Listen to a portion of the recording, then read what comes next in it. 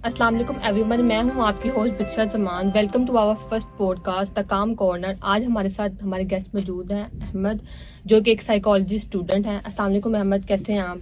वालेकुम अस्सलाम बिशरा, अल्हम्दुलिल्लाह मैं बिल्कुल ठीक हूँ। आप कैसी हैं? अल्हम्दुलिल्लाह, बिल्कुल अल्लाह का शुक्र है, मैं बिल्कुल ठीक हूँ।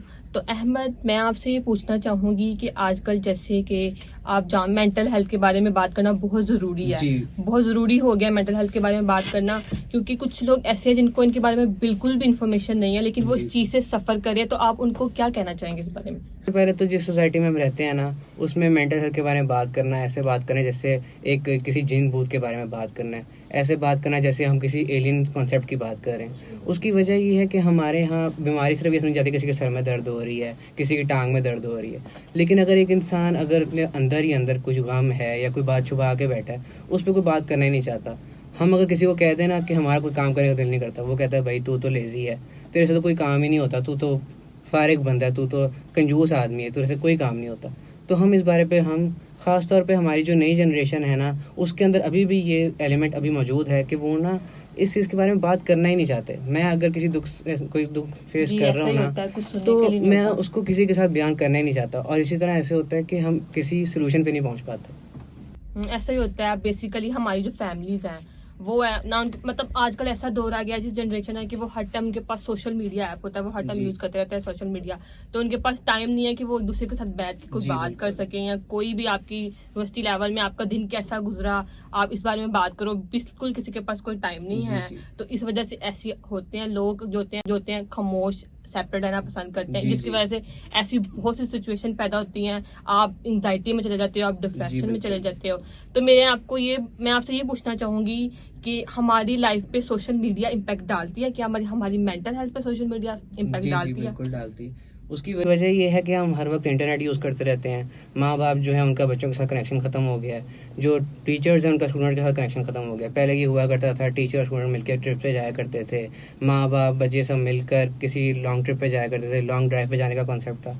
अब वो सब चीज़ें ख़त्म हो चुकी है। अब माँ-बाप जो हैं वो भी हर वक़्त फ़ेसबुक वगैरह, इंस्टाग्राम वगैरह, यूट्यूब वगैरह देखते रहते हैं। और बच्चों का भी यही है कि वो हर वक़्त रील्स वगैरह, टिकटॉक वगैरह स्क्रॉल करते रहते हैं। तो एक पेरेंटिंग का जो एलिमेंट है ना कि माँ बाप ने अपने बच्चों की तरबियत करनी है, उनकी तबीयत करनी है, अब ख़त्म होती जा रही है। पहले क्या होता था, बच्चा पैदा होता था, उसके माँ बाप सोचते थे हमने इसको किस तरह पढ़ाना है, हमने दीनी तालीम भी देनी है, हमने दुनियावी तालीम भी देनी है, हमने एक अच्छा शहरी बनाना है अपने बेटे को। लेकिन अब ये है कि बच्चा पैदा हो गया, अब वो अगर रो रहा है तो उसके हाथ में फ़ोन पकड़ा दिया। वो जब तक वो पोएम सुनता रहेगा ठीक है, तो वो ठीक रहेगा। उसे जैसी फ़ोन छीनेंगे वो दोबारा होना शुरू कर देगा। अब इसी तरह बचपन से लेकर जवानी तक बच्चे हमारे इस तरह ही पढ़ रहे हैं। तो इसका बहुत ज़्यादा नेगेटिव इम्पैक्ट है। और बहुत अनफॉर्चुनेटली बहुत अफसोस की बात है कि लोग इस बारे में बात नहीं करना चाहते, इस मसले के हल की तरफ आना ही नहीं चाहते। कुछ ऐसा भी होता है ना कि फैमिलीज पे किसी को अगर कोई मेंटली प्रॉब्लम होती है, उनको साइकेट्रिस्ट का रेफर करते हैं। तो हमारी सोसाइटी इस तरह की है कि वो इस चीज को मतलब कहती है, मजाक करती है कि भाई इनकी फैमिली में ये सिचुएशन है। तो मुझे नहीं लगता कि हमें उनको डिग्रेड करना चाहिए, बल्कि जी जी। हमें चाहिए कि हम उनको मतलब कि उनको बताएं कि आप लोग जाएं, प्रॉपर आप सेशन ले, जी जी क्लिनिक बिल्कुल। जाएं, आप खुद के बारे में मतलब अपने आप को, मतलब कुछ लोग ऐसे होते हैं जो कहते हैं कि नहीं भाई ये तो हम तो नहीं थे, हमारी लाइफ हाँ में जी, तो ये हाँ सब जी। कुछ नहीं था। लेकिन मेरे ख्याल से काफी ज्यादा इम्पैक्ट सोशल मीडिया का हमारी लाइफ में पड़ता है। तो ऐसे जो लोग होते हैं, आप उनके बारे में क्या बताना चाहेंगे? क्या उनको देखें, पूरी दुनिया में मेंटल हेल्थ पे काम हो रहा है, साइकोलॉजी पे काम हो रहा है। लेकिन पाकिस्तान पे अगर हम देखें, अगर हम स्टैट्स पे पढ़ें, तो एक बहुत भयानक स्टैट्स हमारे सामने आते हैं। वो ये है कि पाकिस्तान में सिर्फ और सिर्फ 500 साइकाइट्रिस्ट हैं। मतलब कि हमारी आबादी जो है वो 26 करोड़ क्रॉस कर चुकी है। होना तो ये चाहिए कि हमारे यहाँ चलें, अगर लाखों में नहीं तो हज़ारों में कम से कम साइकाइट्रिस्ट होने चाहिए। लेकिन अगर एक इंसान है, वो इंसान मेंटल हेल्थ के मसले से गुजर रहा है, तो सिर्फ अपॉइंटमेंट लेने के लिए उसको महीनों का इंतज़ार करना पड़ता है, उसको हफ्तों वेट करना पड़ता है। तब तक वो वैसे ही सुसाइड पर पहुंच चुका होता है। तो ये बहुत ज़्यादा तकलीफ दह बात है। और ये लम्हा फ़िक्रिया है हमारे लिए कि हम कहाँ पे खड़े हैं। हमारे दरमियान ऐसे लोग हैं जैसे मौलाना तारिक जमील साहब हैं। अब कहने को तो वो पूरी दुनिया को वो दीन की तालीम देते हैं, लेकिन उनके बेटे ने ही सुसाइड कर ली। तो बात सारी यही है कि हम पूरी दुनिया को हम दर्श देने पे आ जाते हैं, लेकिन अपनी ही औलाद के साथ हमारा कनेक्शन इतना ख़राब हो चुका है, बल्कि टूट ही चुका है। तो इस पे हमें बहुत ज़्यादा काम करने की ज़रूरत है, बहुत ज़्यादा सेशंस करने की ज़रूरत है, सेमिनार्स करने की ज़रूरत है। हमारे यहाँ इंडिया में अगर हम कंपेयर करें, तो इंडिया में मोटिवेशनल स्पीकर्स बहुत ज़्यादा हैं, जैसे संदीप माहेश्वरी हैं और भी हैं। अब पाकिस्तान में मोटिवेशनल स्पीकर बिल्कुल हैं, लेकिन लोग उनको सुनना पसंद नहीं करते। उसकी वजह ये है कि हमारे यहाँ अगर कोई सोशल मीडिया यूज़ भी करता है, तो वो सिर्फ़ और सिर्फ रील्स स्क्रॉल करने के लिए या फिर डेली व्लॉगिंग देखने के लिए और हम जब डेली व्लॉगिंग देखते हैं तो हमारे दिमाग में एक बहुत परफेक्ट लाइफस्टाइल आ जाता है। उसकी वजह ये है कि हमारे यहाँ जो इन्फ्लुएंसर है ना, वो सिर्फ अपनी पॉजिटिव लाइफ दिखाते हैं। अगर हमारा कोई इन्फ्लुएंसर अगर उसकी ज़िंदगी में कोई गम चल रहा है ना, तो वो आपको मुंह नहीं दिखाएगा। लेकिन अगर वो अपनी बर्थडे सेलिब्रेट करेगा, की शादी अटेंड करेगा या अपनी खुद की शादी करेगा, तो वो उस पर 10-10, 15-15 वीडियोज़ बनाएगा। तो इस तरह हमारे दिमाग में ना ऐसे आता है कि भाई हर इंसान की ज़िंदगी बहुत अच्छी चल रही है और मसले सिर्फ हमारी ज़िंदगी में है। तो इंसान इस चीज़ को बहुत नेगेटिवली लेके इंसान आजकल ये भी है कि लोग अकेले बैठ के रोना पसंद करते हैं। मतलब कि ये नहीं कि किसी को अपना दुख सुना दें, लोग अकेले ही बैठ के वो सैड सॉन्ग सुन सुन के वो आजकल तो ये भी है कि हर बंदा ना सैड स्टेटस ही लगा रहा है। तो बेशक उसकी ज़िंदगी में छोटे से छोटा दुख हो, बड़े से बड़ा दुख हो, लेकिन वो पूरी दुनिया को ऐसा बताता है कि वो सबसे बड़ा ज़्यादा दुख उसकी ज़िंदगी में ही है।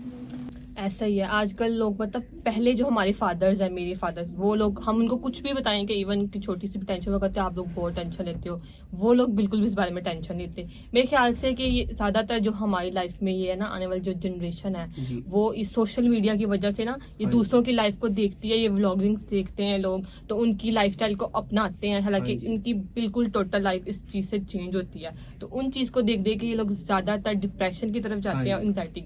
तो मैं आपसे ये पूछना चाहूंगी कि हम अपने डिप्रेशन, एंजाइटी को कैसे कम कर सकते हैं, हम ऐसा क्या कर सकते हैं जिससे हम लोग इस चीज से दूर रहें? सबसे पहले तो इंसान को ये देखना चाहिए कि हमारे लिए हैप्पीनेस की डेफिनेशन क्या है, हमें किस चीज़ से खुशी मिलती है। मतलब कि होता ये है कि इंसान अपनी खुशी की तलाश में मारा मारा भटकता है। कि इंसान कोई कहता है कि यार किताबें पढ़ना शुरू कर दे, किताबें इंसान की बहुत अच्छी दोस्त होती हैं, किताबें पढ़ो सब मसले हल हो जाएंगे। हम दूसरों की बातें सुनने पे आ जाते हैं। हमें कोई कहता है यार 5 वक्त की नमाज़ पढ़ो सब हल हो जाएगा, हम इस तरफ आ जाते हैं। हमारा कोई दोस्त होता है वो कहता है यार 2-3 सिगरेट के कश लगा, उसके बाद सारे मसले भूल जा।